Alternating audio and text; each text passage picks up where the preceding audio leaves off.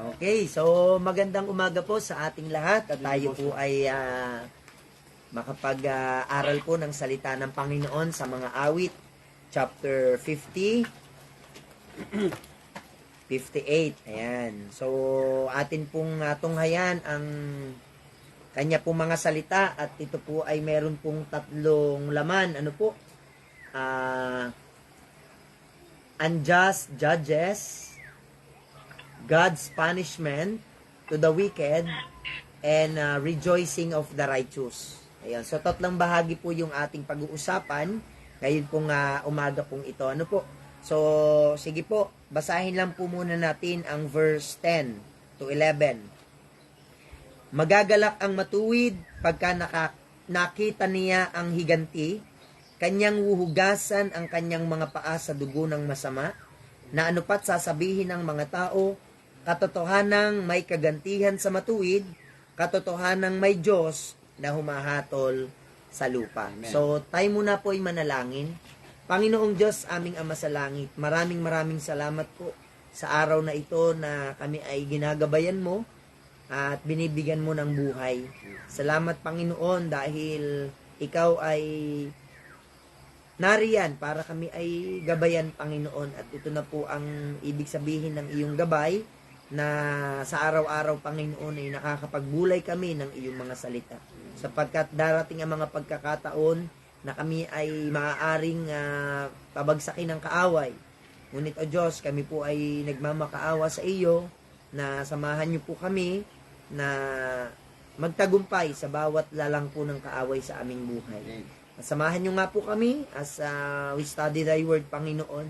Makita ka po namin bilang ikaw at makita namin ang aming mga sarili bilang kami na mga makasalanan sa iyong harapan.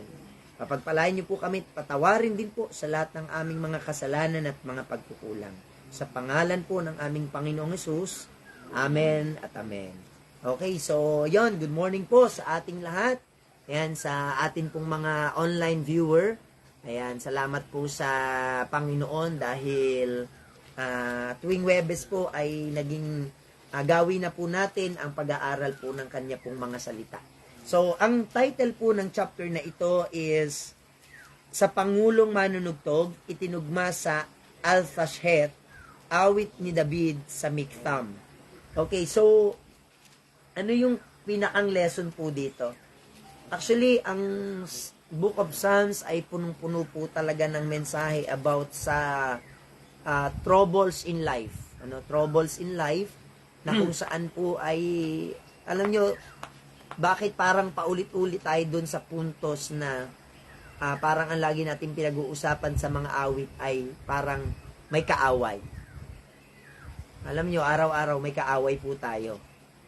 Tama. Amen po. Amen. May mga taong hindi mo naman ginagawa ng masama pero nagagalit sa iyo. 'Di ba? So pagdating sa trabaho, meron ka diyang makakaaway din, no? Sa school, ganun din, sa mga estudyante. So, sa bahay, ganun din. Ang mag-asawa, malimit mag-away. Ano po? So, aywan ko lang, ang mga ari kung nag-aaway din. Ano ho? So, malimit ay tayo may kaaway. Ano po? Pero, alam nyo, salamat sa Diyos dahil merong tamang aral ang Diyos patungkol po sa mga kaaway. Ano po? So, makikita po natin dito yung unang mensahe po, the unjust judges. Ano po? The unjust judges. Sabi po dito sa verse 1, tunay bang kayo'y nagsasalita ng katwiran o kayong mga makapangyarihan? Kasi malimit po, kung sino pa yung mga makapangyarihan, sila pa ang liko. That is the topic na kumbaga po ay tinuturo dito na kung sino pa yung dapat sila yung gumagawa ng tama. No, parang ganito, sila yung mga pulis pero sila nagtitinda ng shabu. No? So ganun po ang reality ng buhay. So makikita po natin diyan, nagsisihatol ba kayo ng matuwid o kayong mga anak ng mga tao? Oo, sa puso ay nagsisigawa kayo ng kasamaan. Inyong tinitimbang ang pangdadahas ng inyong mga kamay sa lupa. Alam nyo, nakakalungkot, yung pong issue ngayon ng abortion, mas malala pa yung magsalita ka ng against sa mga bakla kaysa ang tao ay patayin yung sanggol na nasa tiyan. Sa panahon natin ngayon, parang sa doktrina, ay mas mabigat pa po yung kumain ka ng dugo kaysa ikay magnakaw. Mas mabigat yung magnakaw ka o pumatay ka kaysa po doon sa ikaw ay kumain ng dugo. Lalo't kung ikaw na may vampira, Okay, so ibig sabihin ko lang ay ang tao kasi kaya po siya ay gumagawa ng masama. Ito po, ang kanyang puso ay masama. Totoo yan. Sa puso nagmumula ang lahat ng kasamaan. Yung mga pagdaraya, pagpatay, kalibugan, kasamaan, mga pagtatalo-talo, yung mga pagkakampi-kampi, mga hidwang pananampalataya, yan sa puso ng tao nang gagaling. Yung kamangmangan, alam namang masama, tuloy pa rin. Ayan. So, yung mga bagay na yan, sa puso nagmumula.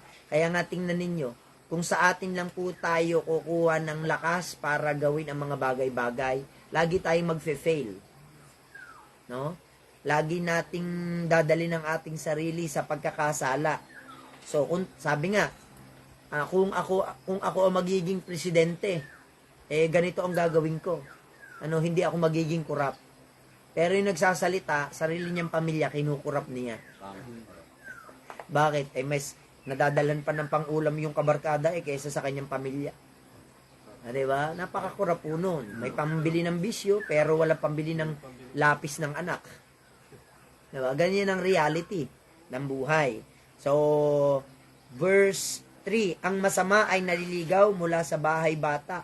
O dito ay pinaliwanag po ni David, ito ay parang parallel po ng aral sa Psalms 51 na ako'y inanyuan mo sa bahay bata, kumbaga ay sa kasamaan. Ayan. So, pastor name is Colin. Okay. So, I don't know what I'm going to do.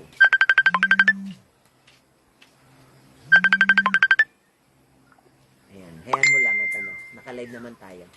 So, ang problema, wala siyang Facebook. So, hindi niya malalaman. Hindi sabihin ko na lang mamaya. So, tuloy po natin. Ang masama ay naliligaw mula sa bahay bata. Alam nyo, ang tao pala, hindi naligaw nung nagkaroon ng isip. Nasa tiyan pa lang ang tao ligaw na. Wala sa bahay bata, siya'y naliligaw. Ganun po tayo tinuturuan ng Diyos gaano tayo naligaw.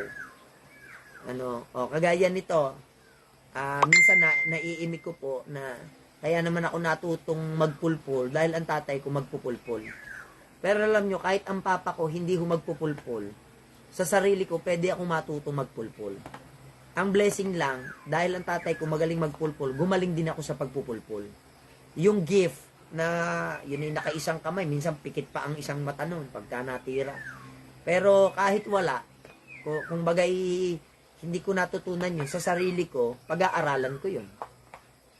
So, ganyan po yan. So, ang tao, sila'y naliligaw pagkapanganak sa kanila na nagsasalita ng mga kasinungalingan.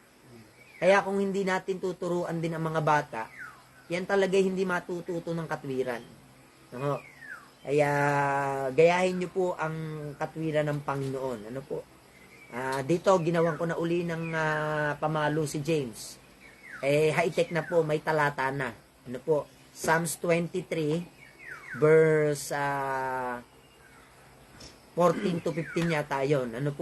So, wag mong ipagkait ang pamalo sa bata sapagkat ang pamalo ay nagpapalaya sa kanya sa kamangmangan. Correct, amen. At paluin mo siyang paminsan-minsan, hindi naman yung maghapon mo ng pinalo. Huwag naman ganun, So, sapagkat ang siya'y paluin mong minsan, hindi siya mamamatay. Yung haplitin mo siya ng minsan, hindi naman yan mamamatay.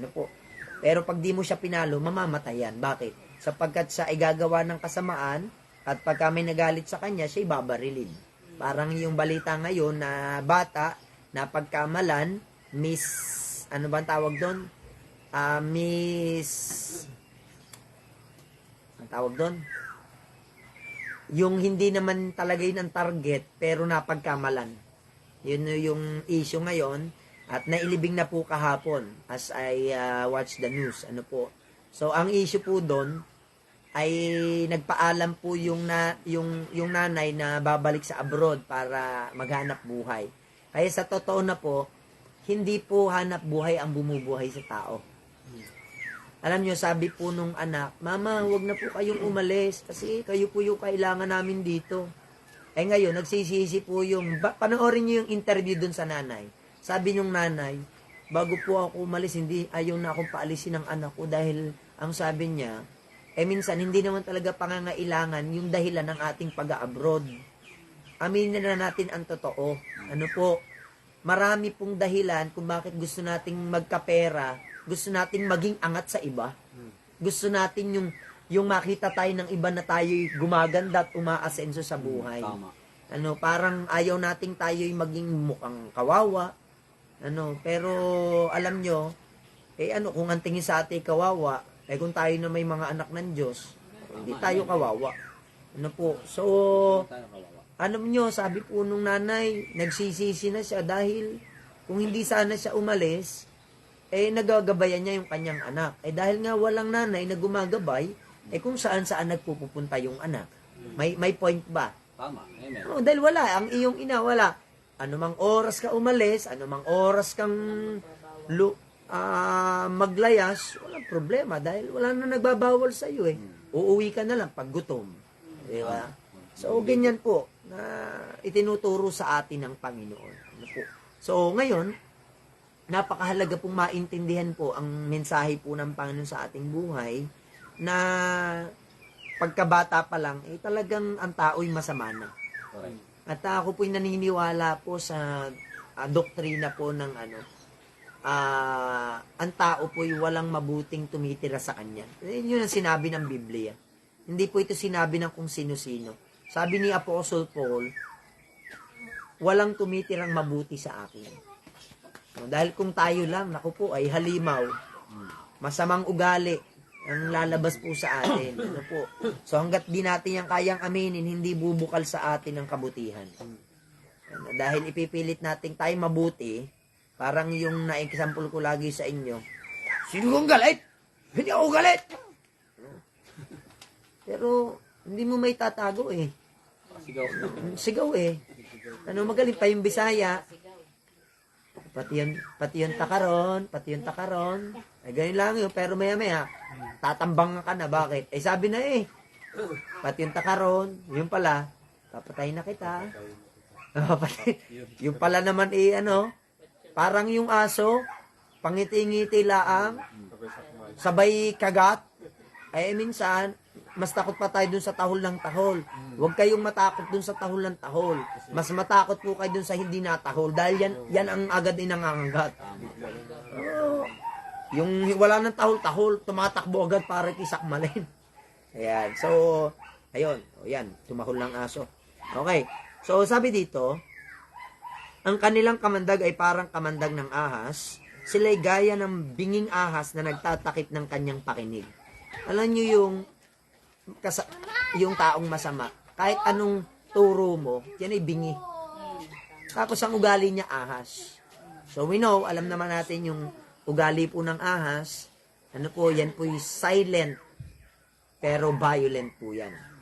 Yan katabi mo na sa higaan pala, nililingkis ka na pala, hindi mo papakinig. Di ba? Ganun po ang ahas. Ganun din po ang diablo. Kasi ang ibig sabihin kasi ng ahas po sa Biblia, diablo po, si Satanas. So, kaya ingat po kayo, hindi po lahat ng tahimik ay hindi mapanganib. Ayan. At huwag niyong isipin na si pastor ay mapanganib dahil maingay si pastor. Hindi po. Tahimik, ngunit mapanganib. So, alam niyo may mga taong tahimik pero kaya niyang pumatay. Meron namang mga tao na mabunganga lang pero hindi niya kayang gawin yun.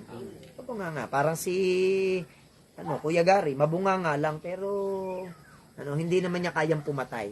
Ng So, lamok. titingnan mamaya. Titingnan mamaya. Diba? So, Tingnan natin.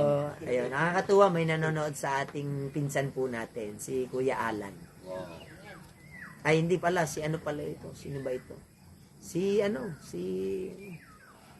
kalimutan kong pangalan nito, ating pinsan na ito. Si EJ. Si EJ. Okay, so, salamat at pakinggan mo itong maigi at ikaw ay pagpalain ng Panginoon. So, ngayon, ito po yung punishment na ibibigay ng Diyos sa mga gumagawa ng masama. So, pasintabi po sa mga bungal. Ano po? Yung bungalin ang kanilang mga ngipin. Ayun ang gagawin natin. Ano po? So, pasensya na po. Ay wala tayong personalan dito. Yung bungalin ang kanilang mga ngipin, o Diyos, sa kanilang bibig. Yung bungalin ang mga malaking ngipin ng mga batang leon, o Panginoon. Mga leon naman pala. Diba? May mga leon. Ano po? Mga tunaw nawa silang parang tubig na umaagos pagka inihalagpos niya ang kanyang mga palaso, maging gaya nawa ng nangaluray. So, mapapansin nyo, parang may baligtad ditong aral na kung saan sila yung humilagpos, sila yung mawawaray-waray. Kasi ganito yan. Kapag gumagawa ka ng masama, Diyos ang kalaban mo. Tama. That is the direct message of the Bible, na hindi na talaga natin kailangan tayo magalit o gumanti pa kasi siya naman ang gumaganti. Saan gumaganti? Amen. Sabi nga, saan makakarating? Sabi nga ni Joseph, saan makakarating yung galit ko? Gayong ang pagpapatawad ay mas maigi kaysa ang gumanti. No, forgiveness is better than vengeance. Sa totoo lang, pag anak tayo ng Diyos, dapat nangingibabaw sa atin yung forgiveness. Better than vengeance. Ano po? So, ang Diyos ay buhay. No, kaya, alam nyo po, tayo po doon sa Tabangaw po, may mga tao po doon na hindi maayos sa atin, pero hindi natin sila kailangang patulan. Ano po? So, gantihan natin sila ng mabuti at alam nyo, sila ay nakahanda talaga sa kapahamakan. Opo. So, gusto nila tayong mapahamak. Alam nyo, mga yan, pagka nalaman nilang may masamang nangyayari sa atin, tuwan-tuwa ang mga yan. Nagsisitawa ang ating mga kaaway, sa atin, para tayo ay tuyain. Okay? So, tuloy po tayo. Verse 8, maging gaya nawa ng laman ng suso na natutunaw at napapawi, na gaya ng naaaga sa babae na hindi nakakita ng araw.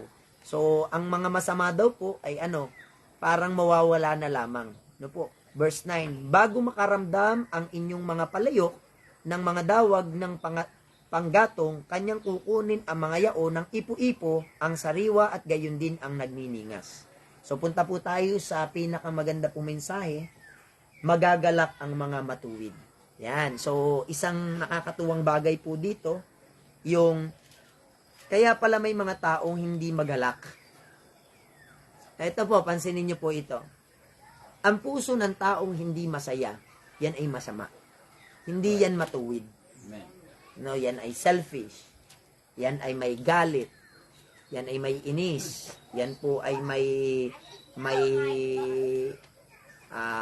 ika nga po ay may hidden agenda. Ano po? Pero salamat, sabi po dito sa verse 10, magagalak ang matuwid pagka nakita niya ang higanti. Kanyang huhugasan ng kanyang mga paa sa dugo ng masama. Parang ganito, may mga taong tayo mamasamain sa ating mga ginagawa. Pero, yung dugo ng taong yaon, yun ang maghuhugas ng kanyang sala. Remember the story of Joseph, na kung saan ay pinalabas na siya po ay patay. Pero alam nyo yung point na ginawan siya ng masama. Pero ginantihan pa rin niya ng mabuti ang kanyang mga kapatid. Yun ang paraan para yung kanyang mga kapatid, mabago niya ang mga ugali. Tama. Ayun. So, hindi natin kailangan silang gawan din ng masama, kundi gawan natin sila ng mabuti. Sapagkat yung mga panahong ginawan natin sila ng mabuti, yun din na magliligtas sa kanila isang araw.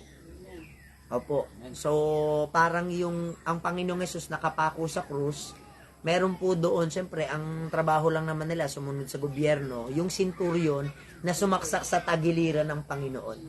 And in that very moment, naligtas po yung centurion na yon, pagsaksak niya sa Panginoon. Alam niyo kung bakit? Wala kasing lumabas na kasamaan sa Panginoon. Kundi pagpapatawad, yung kanyang compassion, ang kanyang iginawad. Ano po, sa taong gumawa sa kanya ng masama. No, kaya nga parang ganon, sabi nga, naligtas ba yung sumaksak dahil umagos yung dugo? Hindi. Dahil ng Panginoon na nahabag dun sa taong yaon. Okay, may tanong sa theology, Pastor, yung bang, di ba hinahaplit si Jesus, siya'y hinahampas, yun bang mga natalsikan ng dugo, yun ba'y nahugasan ng kanyang dugo? Hindi.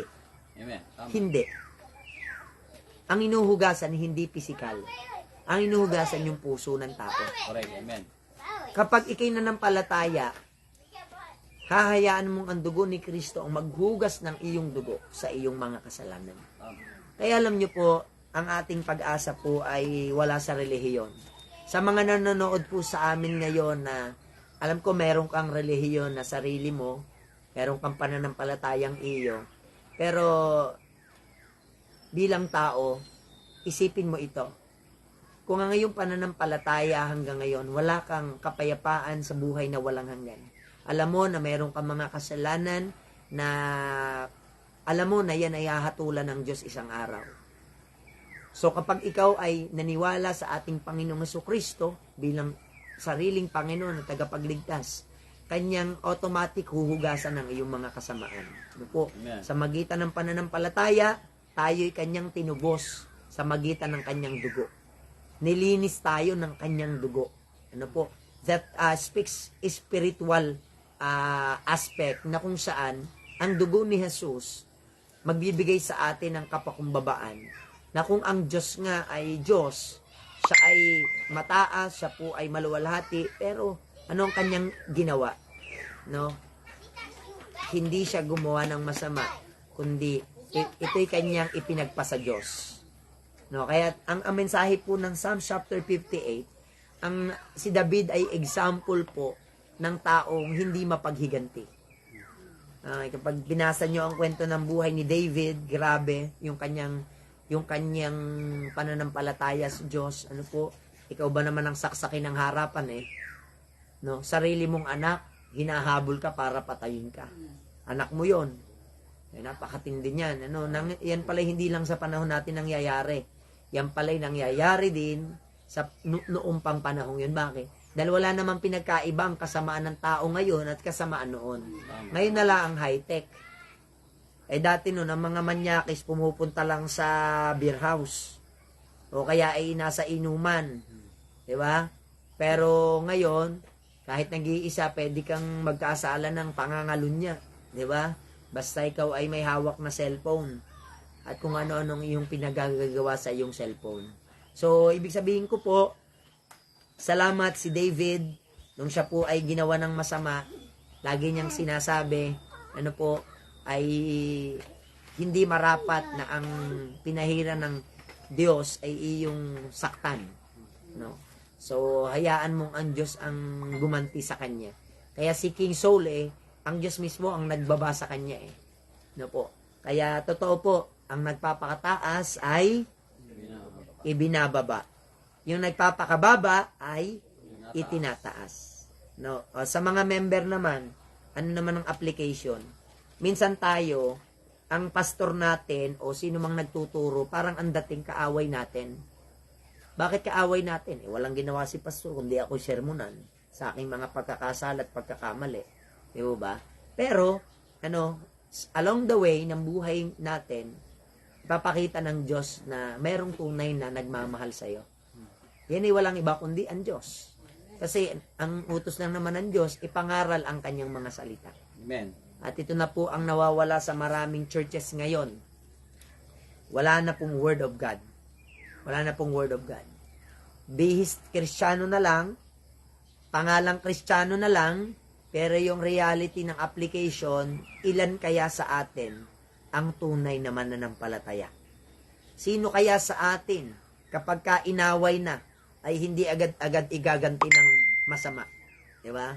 Yung bang kahit sa ating puso ay hindi tayo nagre-retaliate na oo, ay ganyan, mga gayong ugali, ano po. So, sino sa atin yung may ganong character? Ano po? So, sana ito po itinuro sa atin sa chapter na ito na bagaman may kaaway, sabi ng Diyos, sabi ng psalmist na si David, ang Diyos naman ang huhukom. Siya ang hahatol. No? Amen. Kaya purihin ang Panginoon sa umaga pong ito. That is the context of our devotion. Ano po, na kung mayroong umaaway sa inyo, mga kapatid, hiyain na natin. Hiyain na natin. Ating mahalin lalo. Atin lalo silang pagpalain. Dahil, alam nyo, mas doon makikita ng Diyos na dapat tayong pagpalain. Na hindi yung kaya ka lang magbibigay kasi may naibibigay siya. Diba? So, mas masarap magbigay doon sa walang sukat iganti sa iyo. Lalo yung kaaway mo, igaganti nun sa iyo. Lang ang pag binigyan mo siya ng Goldilocks, bigyan kanya ng kotse. Di lalo ka na, hindi bigyan mo ng kotse. Sagasaan ng kotse, pwede.